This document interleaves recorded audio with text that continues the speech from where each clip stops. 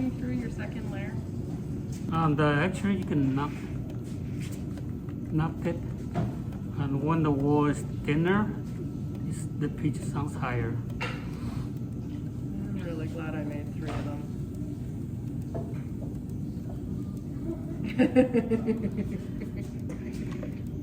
And also for trimming it, actually you don't need to have you could cut a hole on the base because it's double wall.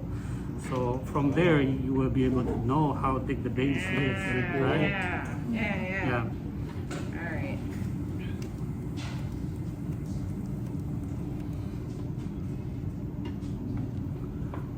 Let me cut a little hole there.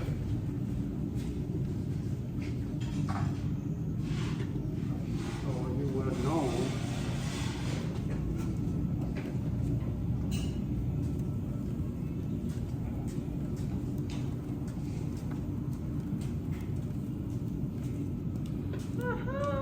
Right? So you know how much clay you have it left over there.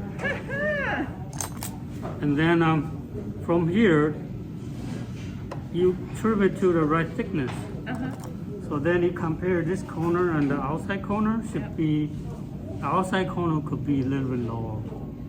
Right, so that you know how much clay you can remove from the side. Okay.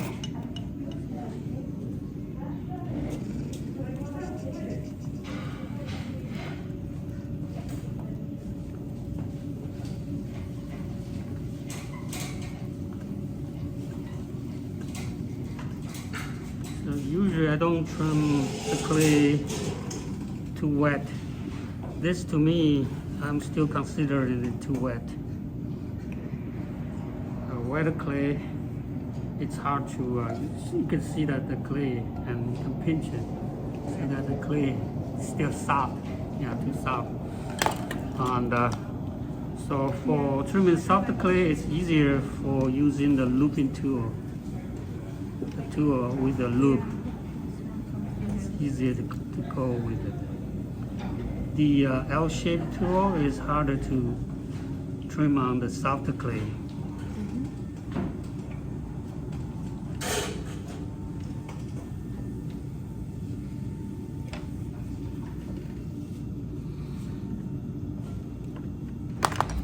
And this is also the looping tool. I like your tools. Yeah, these are the newer tools that I'm still developing. This is stainless steel, but I'm going to turn it into a carbide tool. I have your first generation. Oh, you have? You make your tools, is that what you're saying? I make my tools. The stainless steel tool, I made it myself. And the first generation tool was made out of hacksaw blade. Hacksaw blade.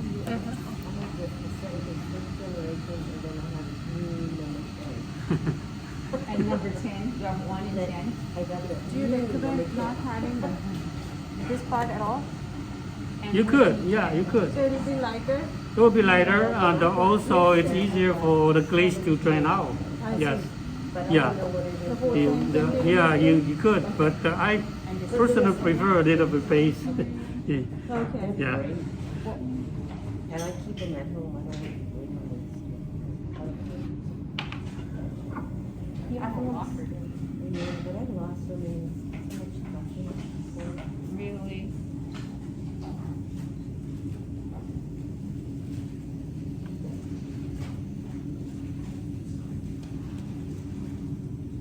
Yeah, if your piece is too heavy, yeah, you actually don't need this part. You can cut it out.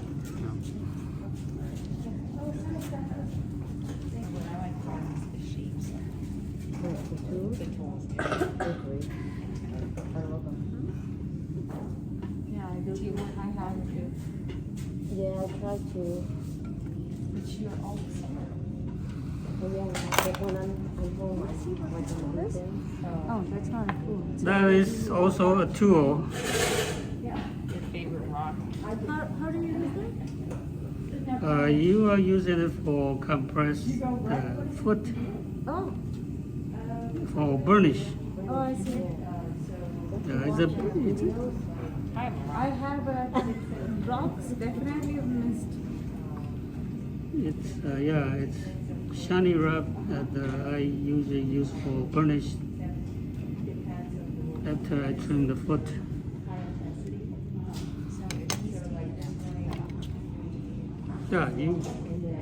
Usually people are afraid of taking up the clays because they don't get this part right. If you get this part right, then you could compare how much clay that you could remove from the outer part. Okay, so this part is important part. Yeah, I need but they're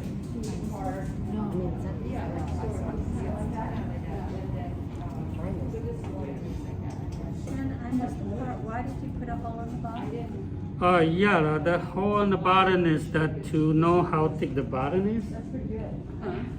And also, you don't need to have you can open the hole so it's easier for your glaze. When you're glazing, it's easier for your glaze to drain out. This part here, it's a double wall. Yeah, this is double wall. So you can cut out the whole base without anything there, any clay there. So it will be lighter. It will be just too heavy.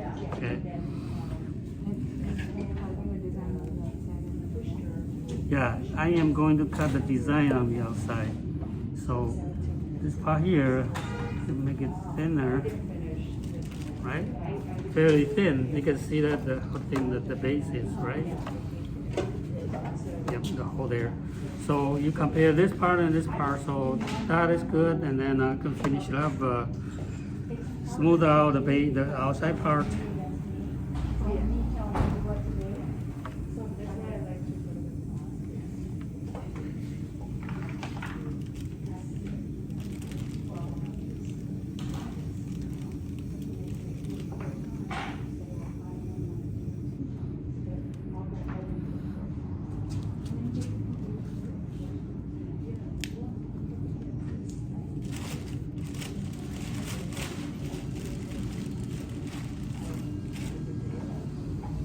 I put a little undercut there. Usually I use the corner of my tool. You can put a little undercut there. So so I'm holding here to dip it in the glaze. So when you have a glaze there, the little undercut will stop the glaze. Okay.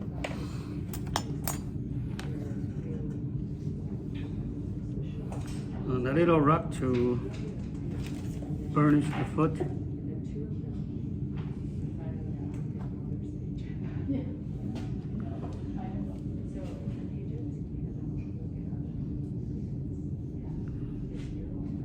Compressed it, and then this part here you can also burnish using a rubber rib. To use a rubber rib to burnish it. If you are going to use a glaze to cover it, you don't need to do too much of a burnish. And the burnish technique is usually people, when they are doing the pit fire, they want the surface to be shiny, so they burnish. They even put the very fine slip is called terracid to cover it and burnish it. Okay. So that's the burnish part. And then if you want to trim all the way down here, there's a way to do this. You remove the holding clay, flip over and recenter and trim it. Okay, unless you could stick your clay on the wheel head. Okay, when you trim, you use water and then you stick your piece on there. Otherwise, you have to flip over and trim all the way down. But I have a way to do it is that this disc, okay, you can use this usually by itself. Okay, this is spinning by itself. This is a bearing. But usually when you trim, you like to have a little dome so it's not going to sit in flat. So this disc is going on top.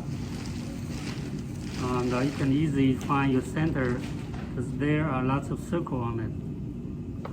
Right, find your center, and then this is just sitting there. There's a little groove there, so you're compressing. This bearing is going nowhere.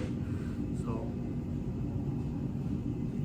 when you're trimming, you have a down pressure. When you trim the side all the way to the wheel head. Okay, so that's the what this tool is all about.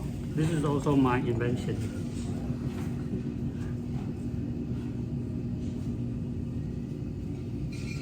Right, so you can take the curve all the way down to the rim.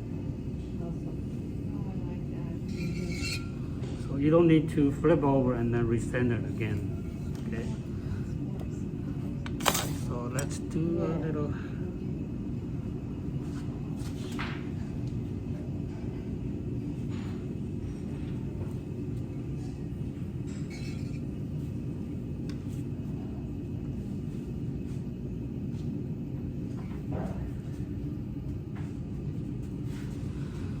Right, little decoration here on the side. I'll show you how to do the chattering. Okay, chattering. So this is the chattering tool. It's very long blade here, and it's helping the clay to vibrate. So you hold in the clay a little bit longer to let the tool jump, and then when you're doing it, make sure you spin the wheel a little bit faster and move your hand a little bit slower.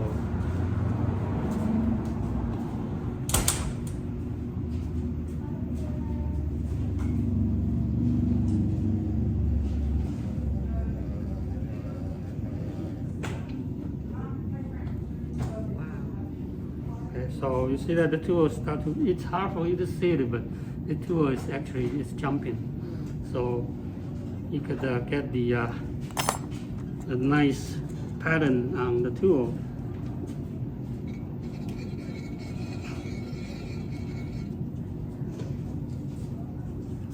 Okay, so that's the trimming for this double wall piece. Okay, with a little decoration there. And then you cut out, the piece will be nicer, okay? So, double wall. And then later on, when you're cutting it, I bring a set of a tool to do all the hole puncher. It's easier to do the hole puncher, but if you want to cut a different shape, you can also do it too. Just use a very thin blade of knife. First, you can draw your pattern of the pattern you want, and then just cut out. Okay? But for me, easier is just use the drill bit to drill holes. Okay, so I grab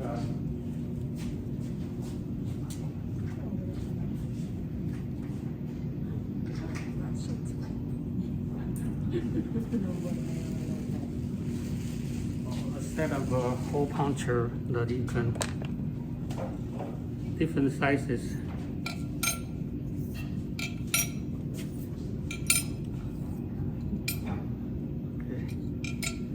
Different size of a hole puncher, you can punch a hole. You make that too? Oh, I bought it.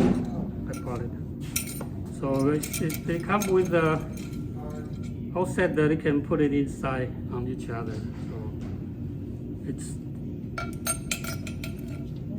can spread it out. Or you can use this kind of a tool. Just go and then cut it in. This piece of clay is a little wet, so usually I don't like to do it this way when the clay is too wet. And also, if your clay is drier, maybe you can use just drill bit. Okay. set up a drill bit and you just drill. But now the clay is too wet, so drill bit is not good for doing that. Maybe the hole puncher will be a little bit easier when the clay is wetter, okay, softer.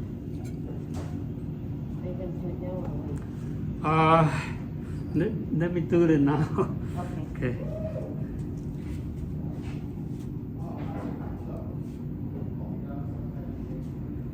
You're using the flat end of the. Yeah, the long end. Sometimes it's just go cutting the clay. You actually cut it into the clay there. So actually the clay is a little bit thick too. So I wouldn't do it now because it's too wet. Okay.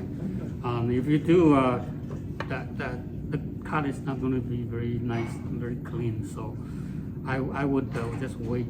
Okay, I just wait because here and they cover the next day, and sometimes they are not covered at the right time. So I try to wait maybe 1 hour, 2 hours later, but still wet to do it. So I wouldn't do it now. Yeah. But I will show you the finished part later, maybe next week. Okay. So I take it home and try to finish it up with a whole bunch of different holes using a drill bit or the hole puncher to do all the carving.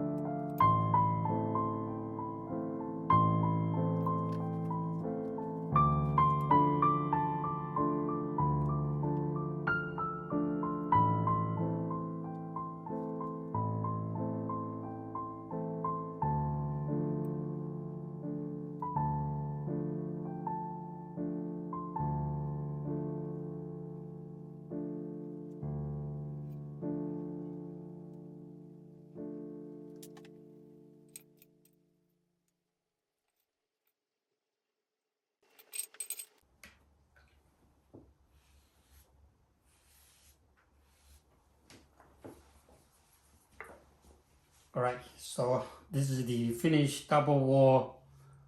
You could call it a bowl or a big teacup. This is the class demo.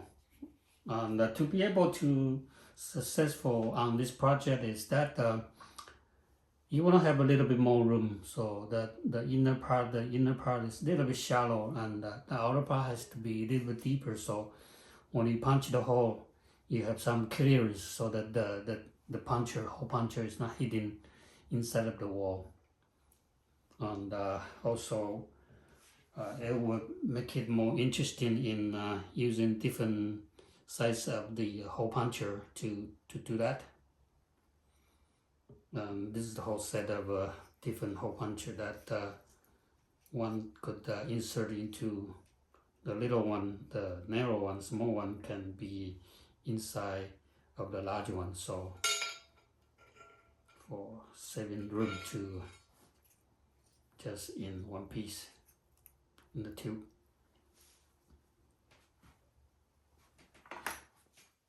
Right, so this is the class demo, and hope you enjoy the whole process, and you can make your own.